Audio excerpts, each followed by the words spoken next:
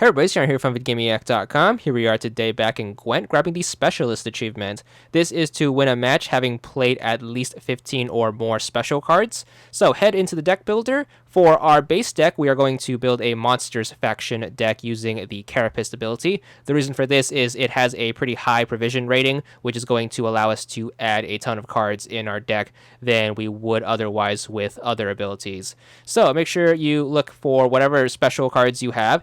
Obviously, you are going to need a minimum of 15 for this. However, the more you have, the easier this achievement is going to be. I personally recommend running around 20 or so. So that is pretty much the max you can carry, keeping in mind the deck limit. In terms of what to run, just pretty much put whatever special cards you have, but the absolute recommendation is to make sure you are running 2 copies of Arcus Nest and 2 copies of Natural Selection. The reason for that is you are going to need to have some field presence in order to win the match, obviously, so it's good to have special cards that can actually summon units out to the field.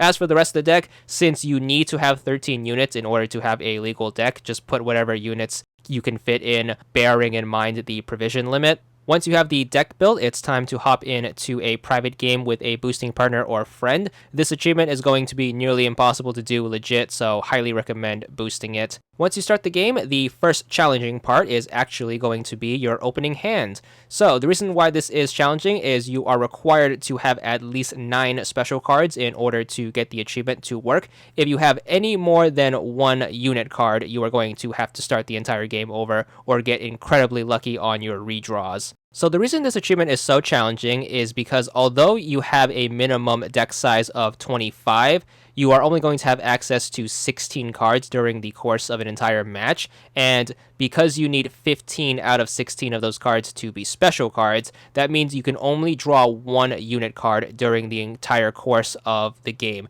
And on top of that, you also have to win the game. So because we need to make it to round 3 in order to draw the number of cards we need for the achievement, what we're going to have to do is we have to make sure one player wins round 1 and then the opposite player wins round 2 so we can actually make it to a round 3. So the first thing you want to decide at the beginning of round 1 is who's going to take that round. Pretty much the way round 1 is going to play out is your boosting partner is going to summon a unit. You are going to use a special on your turn that's more likely than not going to damage said unit. And if you happen to want to take this round, what you have to do is you have to make sure your boosting partner is only playing low-level units and you are using your damage specials in order to take them out as they are summoned.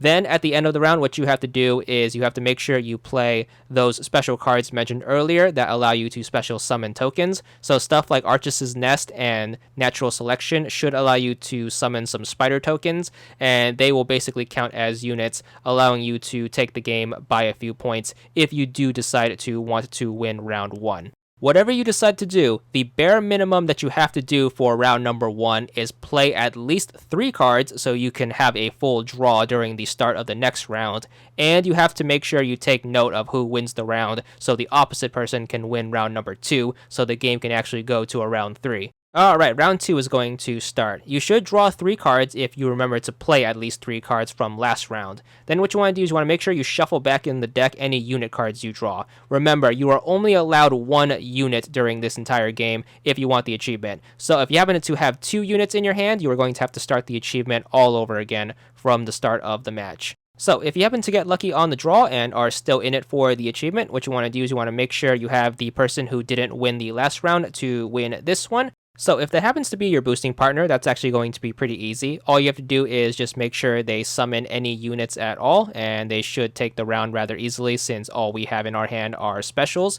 The key takeaway for round 2 is if you happen to pick up one of those special cards that can summon a token, you want to make sure you hold on to that until round 3. The reason for that is we need a way to win the match. So if you happen to have an Arcus's Nest or a Natural Selection in your hand, make sure you carry that on to the next round. Alright, round 3 is going to start. You're going to draw 3 cards from the deck. Make sure you shuffle back in any unit cards you draw and hope that you redraw a special card. Remember, if you happen to pick up a second unit, you are going to have to start the achievement all over again. For this round, what you have to do is you have to make sure you play every single special card in your hand and also win the round. So what that's going to mean is you're going to have to save those special cards that can summon something for the end so you can take the round by the few number of points available to you. So what you have to have your boosting partner do is you have to make sure they are only summoning weak units for this, so you can make sure you take out their units using whatever specials you have, and then also making sure that whatever units you can play thanks to your specials, which are the tokens, can overpower them. Once you have played out all of your hand and have the point advantage, what you want to do is you want to make sure you pass on both players' remaining turns. That should end the game, and you should take it by a few points. Alright, if you happen to get lucky and have everything go your way and get lucky with all of the draws and happen to play the correct number of cards and happen to win the game, you should finally get your achievement once you get past the victory screen. There it is, 15 gamer score, and that's all there is to it.